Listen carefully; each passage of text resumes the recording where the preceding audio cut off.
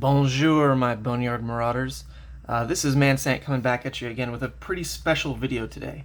So I recently returned from the Calling Dallas, where I ended up placing 18th overall, and had an absolute blast and just met the most incredible people and had tons of fun in the main event, side event, watching games, and really would just recommend visiting these callings to anybody who loves this game, because it's really a celebration of that.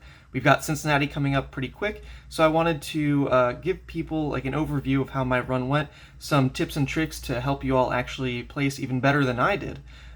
So if that's of interest to you in this video, then we're going to cover the Briar deck that I ran in the sealed event to go 6-1 into the cut, the Lexi deck that I played in top 64, where I unfortunately went 1-2, and then the Oldhim deck I played in top 32, where I went 2-1.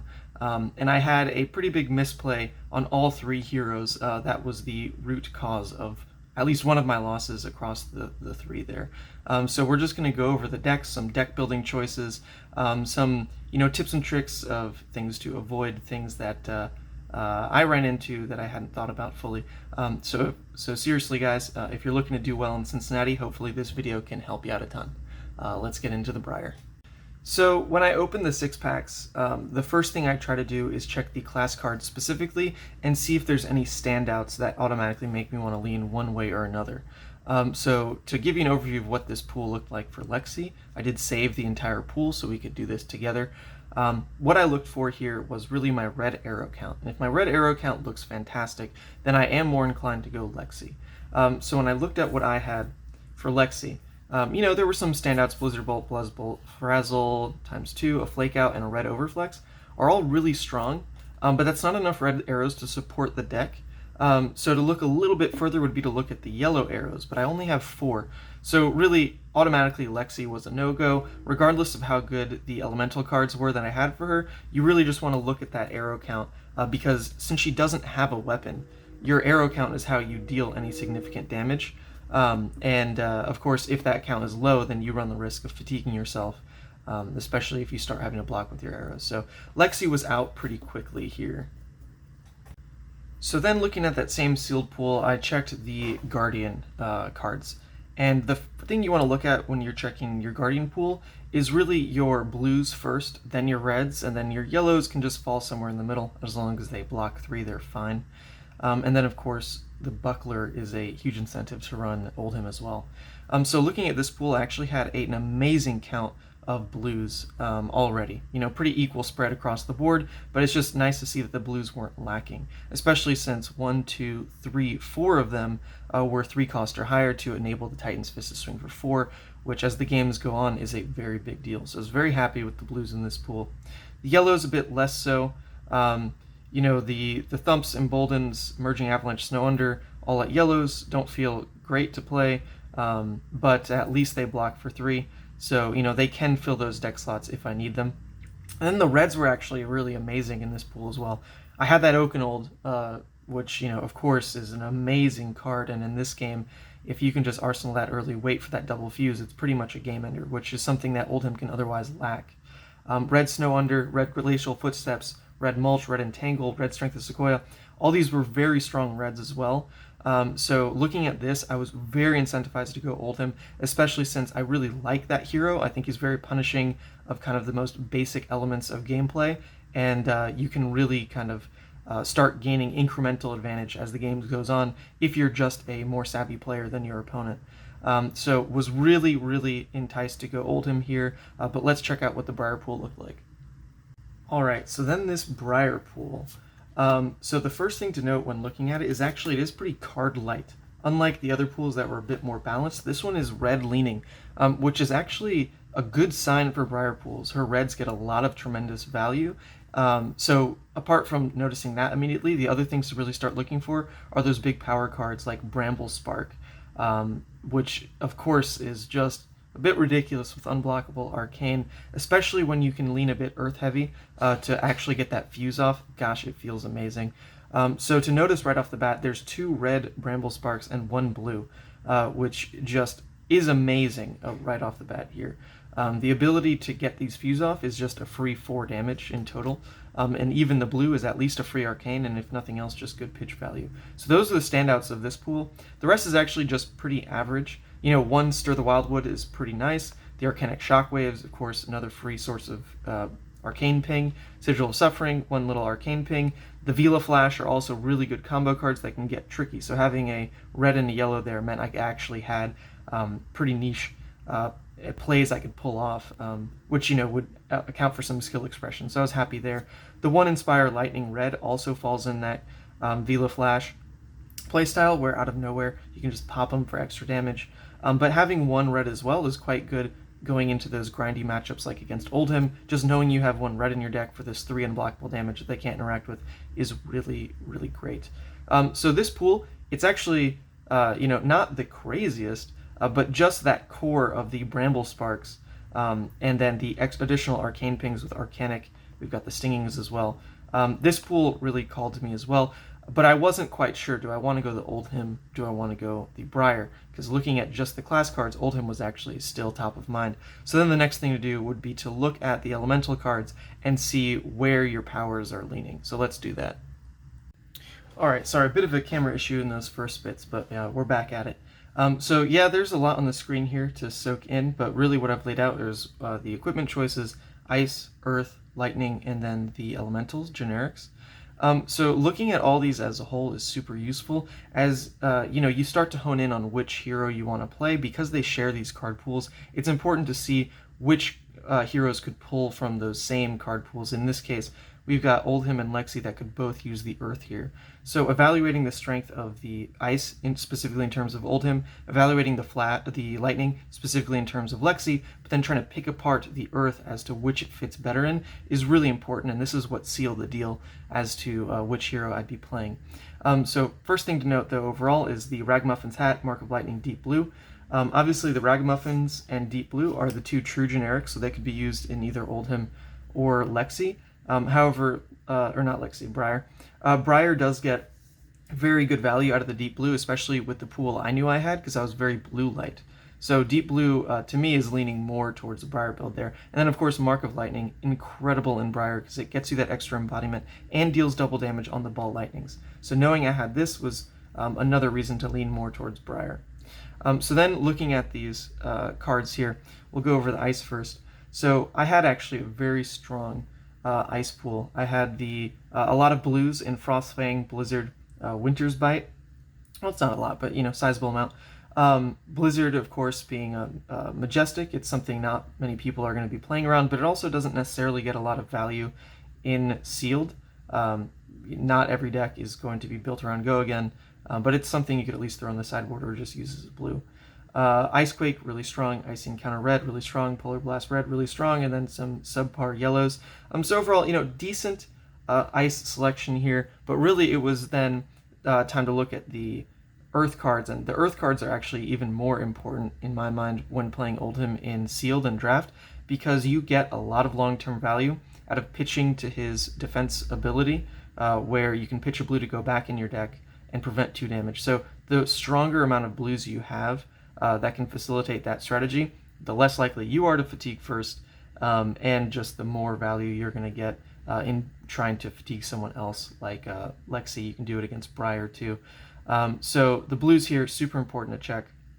However, not too many blues, and none of them actually have that synergy I'm looking for when looking at 3+ cost to swing with Titan's Fist. The only blues in my Earth pool were Sotomaro and 2 Amulets of Earth, which are actually not very strong for an Oldhim pool. So that was a big turnoff right away, and that's when I started to realize, okay, think I'm going to have to pivot more towards Briar here. So looking at the Earth cards in terms of Briar, they start to look a lot better. You've got the Autumn's Touch, which is a very good, decent value block 3. You've got the 2 Amulets of Earth, which combo beautifully with Bramble Spark, where you can Bramble Spark, reveal the amulet, play the amulet, gain the embodiment of lightning, and keep going from there. And this will be live because you already have Fuse that turn. So having 2 of them in my pool is kind of crazy, because they do take the equipment slot in these packs, so they're not as guaranteed to get anymore like they were in the pre-release when everyone got the promos. Blue Sotomaro, yellow Sotomaro, also fantastic. And then 2 red Earthlore Surge, which, as we all know, Briar loves and abuses this card. So just from looking at this clumping of blues here, or of Earths here, very inclined to start going Briar. And it got even better when I looked at the Lightning. Because as we look at the Lightning, we've got some subpar cards at the top, like Lightning Surge, Sock Striker, Yellow. Those are, that one's better for Lexi in particular. But this clumping here was fantastic for Briar. We've got Lightning Press to just go over the top out of nowhere, seal games, get that embodiment. We've got Red Flash, which is incredible because it enables Rosetta swings off turns where you actually don't need to create the embodiment of lightning. We've got the blue Electrify, yellow Weave Lightning, blue Heaven's Claws, red Heaven's Claws, and 2 ball lightnings. So this was a super strong lightning pool for Lexi. Not too many decisions to be made on this one, honestly. Just put in all the good ones, and that actually is so many of them that it helps fill out the deck because I was looking pretty light on cards anyway. And then we'll look at the base elemental cards here. None of them are too crazy. It would have been cool to run Oldhim because I did have the red Rejuvenate and double Entwine Earth red. That's pretty powerful in a more the Entwine Earths in a more aggressive package, Rejuvenate versus Briar when you want to heal. But really, for playing Briar, the only one I was looking at was the yellow Invigorate because it's at least above 3, at least a way to enable your embodiment of lightnings. So with that being kind of my first evaluation, I then started a deck build and I'll show you what I ran. So then the Briar list ended up looking like this. Really the focus here was to get to about 50-50 in non-attacks and attacks, while also making sure that I had enough fusion material for the actual fuse cards themselves. So really with the pool I opened, I didn't have too much of a say in the ratio I got to play here because I was pretty light overall on the elemental cards themselves, but had good bases for the earth and lightning cards. So in this main deck here, we're looking at a 50-50 split of the non-attacks, which I've got range, with the Bramble Sparks, Earthlore Surges, the Amulets, all the Weaves, Flash, Electrifies, and then the big powerful attacks like the Stir the Wildwoods, the Arcanic Shockwaves, the Ball Lightnings, the Singeing Steel Blades. You do notice though that this build is actually light on attacks in general, which is something I was a little scared about going into the Swiss rounds. But what this build does have going for it is that it's got a lot of Rosetta threat.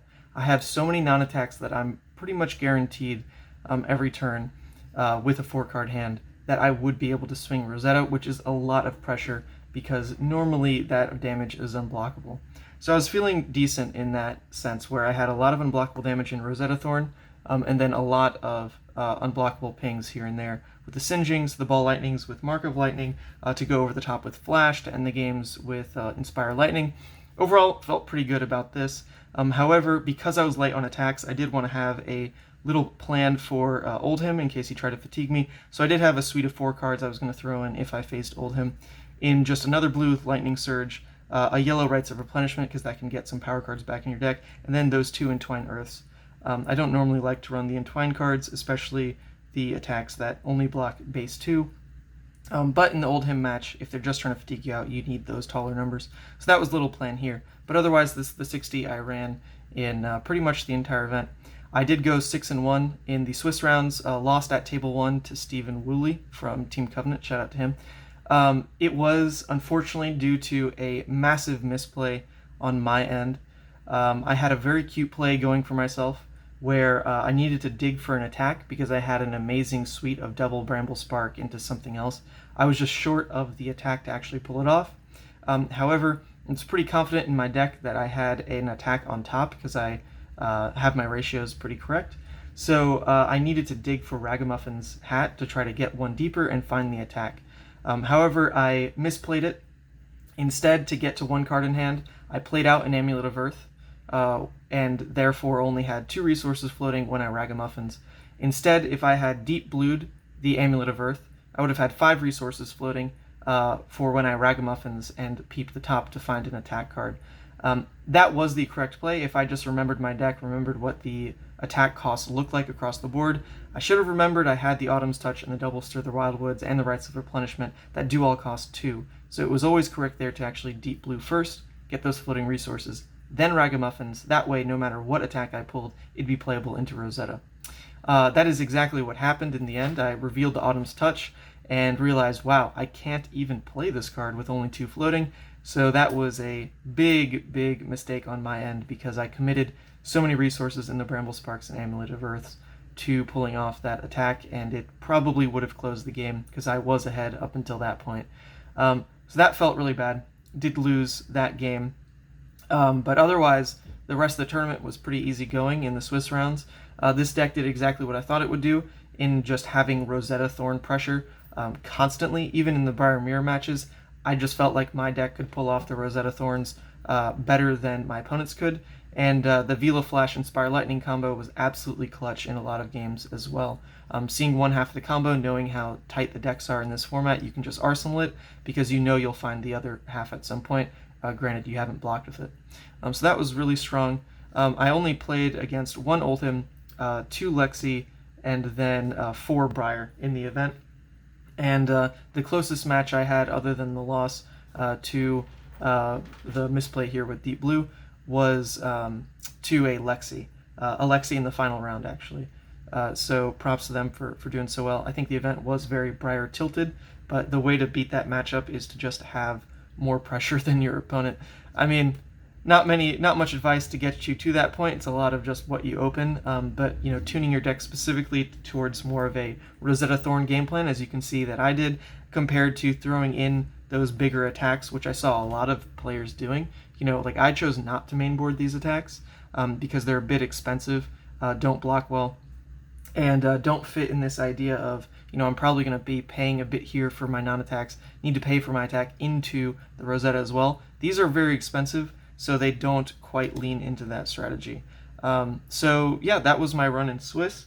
Ended up 9th place overall, and of course secured my spot into the top 64 cut. So let's get into that right now. Alright, so then we get to the top 64 draft, which was an amazing experience. I got to sit right next to Matt Rogers and have a bit of a banta with him, which was incredible. But that experience was, man, high stress from the beginning. They call out, you know, when exactly you're allowed to touch this, that, whatever. And if you do anything out of turn, the judges come and smack you. So that was high stress just to get started with, because I was going into it maybe having a bit too much fun. You weren't even allowed to talk to each other, so that was weird. But overall here, this is the draft I ended up going with. I went for a Lexi deck. From pack 1, I actually had a strategy going in where I thought if you pick red arrows from pack 1 till the end, you should end up with like around 9 red arrows every time, because you'll get the one from the first pack that you open, and then probably you get one from the pack that is passed to you immediately in that second round of each pack. So that to me sounded good enough. If I could get a deck together with 9 red arrows, then I felt pretty good about my chances with Lexi, because I do think she's actually very, very strong. Of course, you do need to work in some pumps as well to be able to beat Oldhim, otherwise he'll fatigue you. But just the interruption she can have by going ice into those Briar matchups are really strong. The other benefit being, when a lot of people go Briar in the draft, their pools get a lot weaker, which means Lexi gets a lot stronger. She's a more consistently interruptive hero, especially if Briar can't consistently put her on the back foot. So I felt really good about this draft, how it got started, but I did make some mistakes, some very critical mistakes, and that was really getting baited by Majestics. So we've got the Majestics here, and every time I saw one, I grabbed it. I thought, oh boy, this is awesome. No one's playing Lexi, I get all these powerful cards, how good is this for me? However, if these had been red arrows, I would have been a lot happier, and I do specifically remember passing up some red arrows because of the power I thought I saw in these cards. Honestly, I think 1 Seek and Destroy would have been good enough. 2 felt super, super clunky, because of course you can't really do anything if you don't have arrows in hand. And as well as the effect of Seek and Destroy being only the buff 3 and your opponent doesn't get to arsenal. Well, honestly, in these games that are so back and forth, that's not as detrimental of an effect as you'd think, especially with the tax you're putting on people. With the Frostbite tokens, they normally don't get to arsenal anyway. So 2 was very, very clunky, and then Ice Storm was just the worst card in the deck by far. I kept pretending that it was very good. In theory, you get that double fusion off, and it's insane, and it's a buff 3 no matter what. But just the fact that this only blocks 2, and same thing, clunks up your ability to just not have those red arrows in hand. Man, these cards just felt so bad, but that was my mistake, baiting myself into picking them. The rest of the deck felt pretty good. Actually, I had a strong core of, some red arrows. We had this core here, we had the Buzzbolt Frazzle Snapshot here, we had a red Bolton shot, and then, a decent amount of pumps in the Ice Quake, the Overflexes, and then, like I said, maybe just one Seek and Destroy would have been better. We also had the equipment that I really wanted, which is Runaways, absolutely love this card, versus Briar, and then Honing Hood, which is, fantastic for Lexi, because of that, just ability to interact more with your arsenal and set up exactly what you want to keep your plays consistent. And then as far as the elemental cards here, I got a strong core of the Ice, which I was pretty happy with. All these very playable for Lexi. And then we had some Lightning here. They were all decent as well. The Blue Shock Striker was relatively weak, but the Electrify was good, Ball Lightning was good, the Heaven's Claws were good. So really, I felt pretty happy with this pool. So I put together about a 30-card deck. I don't remember exactly what it was, but I trimmed it down to 30 cards. Played my round 1 and got fatigued by a Briar. That didn't feel great, but sure enough, what happened is I lost the die roll. He went super aggressive turn 1, and I had a 4 red arrow hand and had to block out a certain degree of it, and that just put me on the back foot. I really was out of gas already, because trimming down to 30 meant my deck was pretty light. I'd cut a lot of the yellow arrows. And then even the Seek and Destroys and Ice Storms I'd kept in, and these cards were just terrible. So yeah, that first match, 100% deck building error there. I just got rolled by Briar, and it went to fatigue, which really feels bad. So my bad. Then round 2, I played against the other Lexi in my pod. The entire pod was I believe 2 Oldhim, 2 Lexi, 4 Briar, or maybe 1 Oldhim, 2 Lexi, 5 Briar, something like that. I played against the other Lexi in round 2, and I did win because of some extra cards I added. At that point, I was like, okay, you know what? I don't want to fatigue anymore. So I did throw in about another 4 cards or so. I was running like a 34-card deck. And that game still almost went to fatigue. So I was getting freaked out by that last round there. Second round, I won. I don't specifically remember why. It was just kind of like I took the tempo at some point, started messing him up with the Frostbites, and that was really just the game. But then round 3, I got to play against Matt Rogers, and it was streamed, but we were on the backup table, so we were only going to get shown on camera once the first table ended, and our game ended in about 2 turns, so they didn't quite get the chance to be on stream, which is unfortunate. But he was playing Briar, and at this point I had thrown a bunch of stuff in my deck. I was freaking out. I had I think maybe 38 cards going on. Still, once again, kept in those Seek and Destroy Ice Storms. Hadn't learned my lesson yet. And, go into the game, I lose the die roll, which actually meant I lost all 3 die rolls in that draft round, which was unfortunate, because going first with Lexi is very strong. Never got to do it. We go into that match, and his turn 1 is pretty amazing. I have to block out with a good portion of my hand, which just completely clunks up my turn, my first turn, because I just didn't draw anything of note. I think my only arrow was like a yellow, and I didn't have the fuse material. It kind of all fell apart pretty immediately. And then going into his turn 2, he naturally double fuses a Blossoming Spellblade. Of course, I can't stop the Arcane Ping, so it gets the first trigger. He recalls a Bramble Spark that he played turn 1 to recast that, fusing it into some other attack, into a Rosetta Swing. It was like the most disgusting turn you've ever seen, and I think I went down to 2 health, and I still blocked everything I could. It was ridiculous. And then the game pretty much ended right after that. So didn't really get to do much with this deck, which honestly fine by me, because I didn't build it correctly. Definitely got baited with the Majestics, like I mentioned, but the rest of the core, I had a good idea going about it. I had the right equipment for it, and I would like to think I know how to play Lexi, but so it just kind of all fell apart. So that's the bait here. Don't get tempted by these Majestics that are much stronger and constructed. These double fuse cards are really, really risky to pull off, especially when the core of lightnings I was getting was so low because of the amount of briars. They were taking most all of it. So these really never should have been in the deck, especially since they only block 2. So that's the mistakes made there. However, I did make it into the top 32 cut because I was such a strong seed going in, even though I went 1 and 2 here at X3. I did make it to day 2. Didn't have good chances of topping because I was going in at X3. But, you know, there was a possibility where if people drew, then maybe I could still get in. So, yeah, got to play in another draft, and I went Oldhim, so let's get into that. Alright, so then we get to the Oldhim draft, which I really had a blast in this one. My table was super friendly because we all pretty much knew we couldn't make the top 8 cut, bar some crazy amount of draws. So we had a lot of fun with this one, I think. And my plan going in was to just try to play all 3 heroes because I wanted, you know, the best practice for nationals possible. So I was pretty set on going Oldhim, you know, before the draft even started.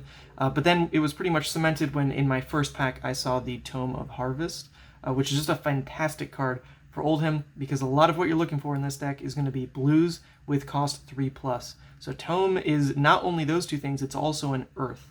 Which has synergy with his native ability. So pretty happy to see that from the get-go. It also, of course, meant I could flex into Briar, but I wasn't expecting to really end up with a Briar Pool with all the hype she was getting. So from pack 1, I basically knew I was Oldhim. As you can see, I only got playable Oldhim cards, so I'd say I made a good call there. Also ended up with a very fine suite of equipment for Oldhim. I had the Rotten Old Buckler, Ragamuffins, the Plume, Runaways, Cracker Jacks. So a lot of options there. And as I was drafting this deck, like I said, the main thing you want to be looking out for, at least what I look out for, is to actually nab these blue 3+ cost attacks first. Regardless of whether it's like an Earth, Elemental, obviously Earth would win in a tiebreaker, but those are kind of the core of your Oldhim, and then the rest doesn't matter as much. You know, you do want like at least a Glacial or 2 to kind of end the game, but primarily the strategy with Oldhim is to just last, and swing your hammer and try to get the most value out of hammer possible to set up for that final knockout with the Glacial Footsteps. So that was the plan. That's how I wanted to play Oldhim. So going into the draft, that's really what I looked for, and I did end up with a ton of these blue 3-cost cards. Only actually 2 of them in this pile and this pile don't count. I had the Emerging Avalanche blue, which is only a 2 cost, and a Sotomaro blue, which is only a 1 cost, but they're still, you know, decent in their own right. So ice came very much like secondary to that strategy, but I did want at least a bit here and there, so I took some good ones as I saw them. You know, Winter's Grass blue is just a fantastic card because it blocks 3, is a blue, and of course can trigger his defensive ability. But, you know, it didn't really go too hard on the ice. I saw the Icequake at one point, I believe in like a first pack. I did grab that because it does work on his hammer as well, which can come up. Weave Ice as well is just another way to guarantee dominate if that somehow ends up in your arsenal. It's pretty strong. Amulet of Ice, relatively weak, but I believe that got passed to me later on. So then, you know, that's kind of the priorities of what I'm drafting here. The reds and yellows just kind of come as they please. There are some you definitely want to look out for. The Glacial Footsteps, of course, are some of the winners there. The Entangles and the Snow Unders, also super strong. But anything else I actually wouldn't prioritize at all. Stuff like the Mulch is kind of a trap, personally, because it does cost 4. So the only way you're getting that off with 1 card is if you've set up a Strength of Sequoia, which probably means you had a previously very weak turn. I would always rather swing Titan's Fist than set up one of these auras. And on top of that, you know, keeping 2 cards to swing Mulch just for 8 means you probably took some damage you didn't need to. So personally, you know, not really going out of my way to really get these. What I'm looking for are those that are playable very easily off a 2-card hand for the scenarios where I can actually put one in Arsenal and then swing back at it over Hammer at some point in the game. So I was pretty happy with the ones I ended up with. I got 2 Glacial Footsteps, 2 Entangles. The rest kind of don't matter. They're just block 3s. And then the yellows here ended up again with 2 Glacial Footsteps, which at this point is a bit excessive, but, you know, it can still block 3, so happy with that. Snow Unders, 2 Entangles, and an Emerging Avalanche. So what I ended up doing was actually cutting these. These I kept as a sideboard into a Oldhim mirror match, which actually never happened because I believe I was the only Oldhim in the pool.